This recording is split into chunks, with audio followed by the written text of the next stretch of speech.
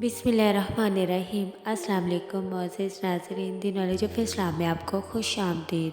शब कदर हज़ार महीनों से बेहतर एक रात है। नबी करीम सल्लल्लाहु अलैहि वसल्लम ने फरमाया कि तुम पर एक महीना ऐसा आया है, इसमें एक ऐसी रात है जो हज़ार महीनों से बेहतर रात है।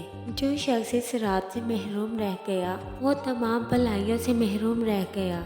और हमें इस रात से खुदा महरूम ना रखे। हमें चाहिए कि हम ऐसी अजीमुल शान रात को तलाश करें जो हज़ार महीनों से बेहतर रात है। हज़रत आयशा रज़ी अल्लाह तआला अन्हा ने नबी करीम सल्लल्लाहु अलैहि वसल्लम से पूछा कि या रसूलल्लाह सल्लल्लाहु अलैहि वसल्लम, अगर मुझे शब कदर का पता चल जाए तो क्या दुआ मांगूं? तो नबी करीम सल्लल्लाहु अलैहि वसल्लम ने ये दुआ इरशाद फरमाई, अल्लाहुम्मा इन्नका अफ़ुव्वुन तुहिब्बुल अफ़्वा फ़अफ़ु अन्नी। इसके मायने है, अल्लाह बेशक तू माफ़ करने वाला है और पसंद करता है माफ़ करने को, बस हमारे गुनाहों को बख्श दे। नबी करीम सल्लल्लाहु अलैहि वसल्लम ने फरमाया, जिस शब कदर होती है उस शब की अलामात ये होती हैं। ये रात साफ़ और रोशन होती है, गोया इसमें चाँद चमक रहा है।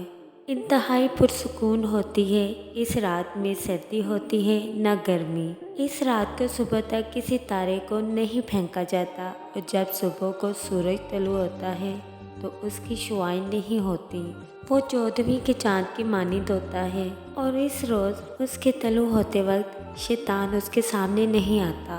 इस रात में खूब दुआएं मांगे, कुरान पढ़े, नवाफिल पढ़े, सदक़े खैरात करें, अल्लाह की राह में दे, दुआएं मांगे।